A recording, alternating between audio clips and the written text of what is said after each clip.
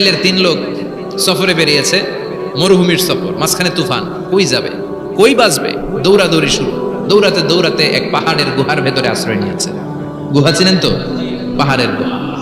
আশ্রয় নেওয়ার সাথে সাথেই বৃষ্টির পানির ঝাপটায় পাহাড়ের উপর থেকে বিশাল এক পাথর খণ্ড এসে পাহাড়ের গুহার মুখটা বন্ধ করে দিয়েছে। বন্ধ, অন্ধকার। এরা পড়ছে বিপদে। হায় হায়, বাঁচার জন্য ঢুকলাম, এখন এই মরণ। ঢুকছিল কি জন্য? এখন মরণ। বিশাল পাথরের খণ্ড এসে গুহার রাস্তাটা বন্ধ করে দিয়েছে। তিনজন গায়ের যত শক্তি ছিল ধাক্কায়ও পাথর সরাইতে পারে। হায় হায়, অক্সিজেন ভিতরে যা আছে আধা ঘন্টা শেষ হয়ে যাবে। কি করে বাঁচবো? বাঁচার উপায় নাই। চিল্লা ফাল্লা শুরু হয়ে গেল, কান্নাকাটি শুরু।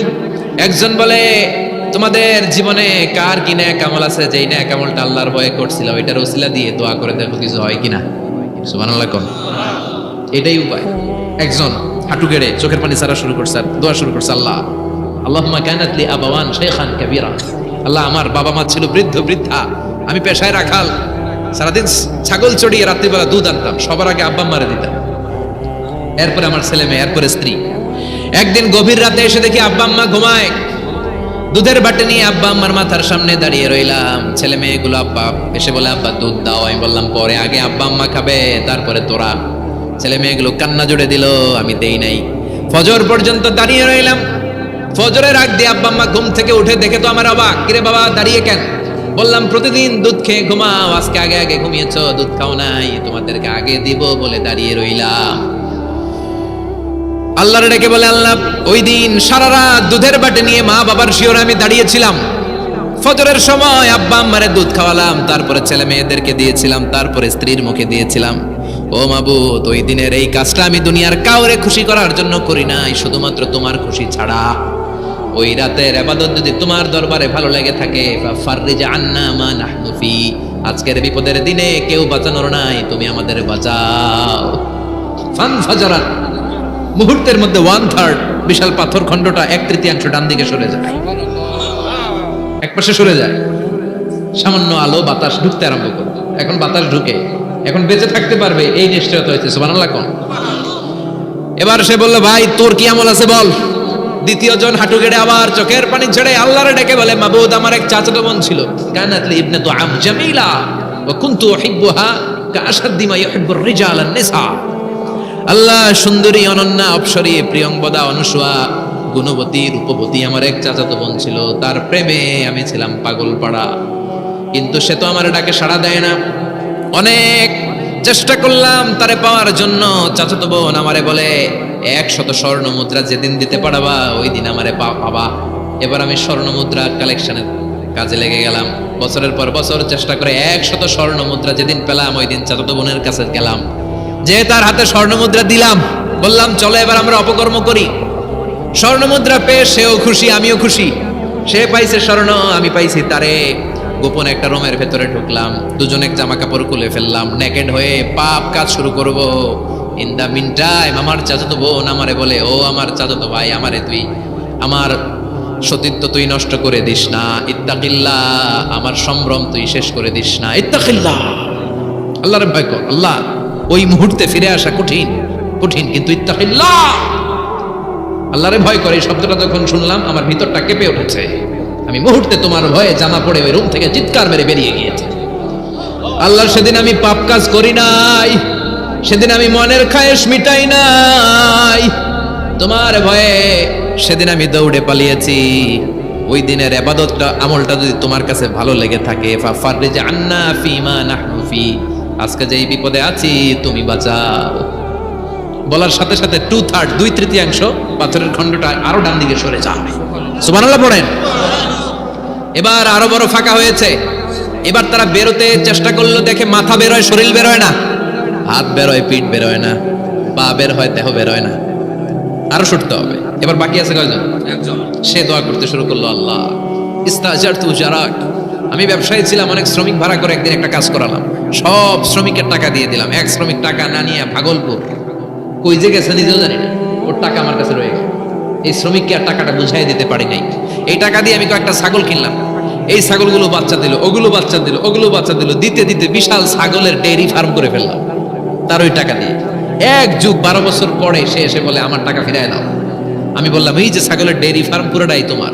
সে বলে আতাস্তাযিউ মিন্নি, আমার সাথে ঠাট্টা করো? আমি পাই সামান্য কয়টা টাকা, এক যুগ আগে যে টাকা পাইতাম ওইটা দিলেই চলবে। আমি বললাম ও শ্রমিক, তোমার টাকা দিয়ে আমি ছাগল কিনে ব্যবসা করেছি, ছাগল বাচ্চা দিয়েছে, বাড়তে বাড়তে বাড়তে বাড়তে আজকের বিশাল এই ডেইরি ফার্ম। এই ডেইরি ফার্মের মালিক আমি নই, তুমি নিয়ে যাও। বলার সাথে সাথে শ্রমিক আনন্দে নাচতে নাচতে ডেইরি ফার্ম নিয়ে যায়। ও আল্লাহ, ওই দিন যদি সে যতটুকু টাকা পাওনা ছিল অতটুকু দিলেই সে খুশি হয়ে যেত। শুধু তোমার খুশির জন্য পুরো ডেইরি ফার্ম আমি তারে দিয়ে দিয়েছিলাম। আল্লাহু আকবার। আল্লাহ, আজকের এই বিপদের দিনে আমার সেদিনের আমলটা যদি তোমার কাছে ভালো লাগে তুমি বাঁচাও। বলতে দেরি, মুহূর্তের মধ্যে বিশাল প্রকাণ্ড পাথর খণ্ডটা অন্যদিকে দৌড়ে চলে যায়। পাহাড়ের গুহা ওপেন, পাথর খণ্ড নাই। আল্লাহর শুকরিয়া আর তাকবীর দিতে দিতে তিনজন বের হয়ে যায়। সুবহানাল্লাহ পড়েন। সহিহ বুখারীর বর্ণনা, সহিহ হাদিস। নিজের এমন কোন নেক আমল যদি থাকে যে আমলটা শুধু আল্লাহর জন্য করেছিলাম, ওই নেক আমলের ওসিলা দিয়ে দোয়া করলে দোয়া কবুল করবে কে? করতে রাজি আছেন তো? এরকম অনেক শুনবেন, ক্যান্সারে আক্রান্ত, দুরারোগ্য ব্যাধি, বাংলাদেশের চিকিৎসা শেষ, ইন্ডিয়া গেছে, কয় বাঁচবো 3 মাস। কয় মাস? এরপরে 7 বছর বাইসেছে। কেমনে বাঁচলো? কেমনে? দোয়া। দোয়ার পাওয়ার আছে না নাই? তবে দোয়াটা দোয়ার মতো হতে হবে। সিনসিয়ার দোয়া ইজ লাইক এ মিসাইল। একনিষ্ঠ দোয়া এটা মিসাইলের মতো। মিসাইল হামলা করলে ইঞ্চি ইঞ্চি যেখানে মিসাইল বোমাটা পড়ার কথা ঠিক ওখানে পড়বে। ড্রোন হামলা করলে ঠিক ওখানে, ব্যালিস্টিক ক্ষেপণাস্ত্র নিক্ষেপ করলে লক্ষ্য বস্তু যেমনি ভিত করে, এমনি দোয়ার মতো দোয়া করলে মুহূর্তেই দোয়া কবুল হয়ে যায়। আমরা দোয়ার মতো দোয়া করতে জানি না, কেমন করে দোয়া করতে হয় আমাদের জানা নাই, এজন্য দোয়াও কবুল হয় না। চিল্লায় কোন ঠিক কিনা? কিন্তু আল্লাহ ওয়াদা দিয়েছেন, উজিবু দাওয়াতাদ দাঈ ইযা, আমার বান্দা দোয়া করলে আমি দোয়া কবুল করি, আমার বান্দা চাওয়া মাত্রই আমি কবুল করে নেই। সুবহানাল্লাহ পড়েন। যত দোয়া আপনি করেছেন সব কবুল, সব, অল অফ ইউর দোয়াজ আর অ্যাকসেপ্টেড, সব কবুল হয়েছে আল্লাহর কসম। অনেকে বলবে হুজুর এটা আবার কি কইলেন, এতক্ষণ তো ভালোই কইতেছিলেন, সব দোয়া আবার কবুল হয় কেমনে? আমি তো জীবনে কত কিছু চাইলাম, কত কিছু তো পাই নাই।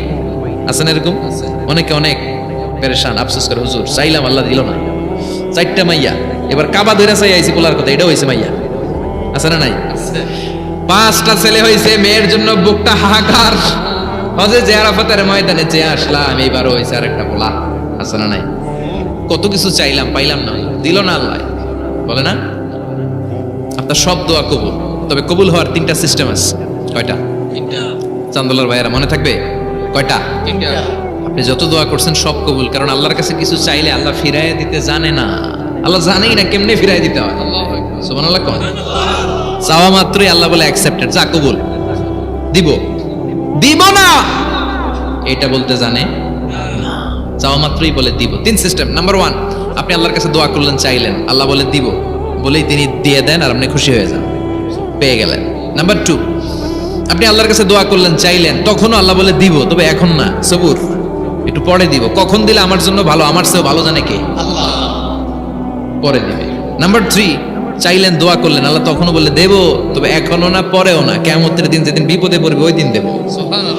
যেদিন তোর বাবা তোরে চিনবে না, তোর মা তোরে চিনবে না, বন্ধু বন্ধুরে চিনবে না, পীর সাহেব মুরিদরে চিনবে না, মুরিদ পীর সাহেবরে চিনবে না, ইমাম সাহেব মুসল্লিরে চিনবে না, মুসল্লি ইমাম সাহেবরে চিনবে না, কেউ কাউরে চিনবে না, ওই কঠিন দিনে তোরে আমি বাঁচাইয়া দেব। তাইলে দোয়া যা করছেন ছোটবেলা থেকে আজকে পর্যন্ত, লস হয়েছে না লাভ? লস না লাভ? প্রতিদিন 100বার তাওবা ইস্তেগফার করতে রাজি আছেন? আল্লাহর জিকির করতে রাজি আছেন তো? আর বেশি বেশি দোয়া করতে রাজি আছেন? সবাই সবার জন্য দোয়া করবো, রাজি আছেন তো? আসসালামু আলাইকুম রহমতুল্লাহি ওয়া বারাকাতুহু। নিয়মিত ইসলামী ভিডিও পেতে হেদায়েতের বার্তা চ্যানেলটি সাবস্ক্রাইব করুন, পাশে থাকা বেল আইকনটি অন করুন। আল্লাহর দ্বীন প্রচারের স্বার্থে ভিডিওটি শেয়ার করুন।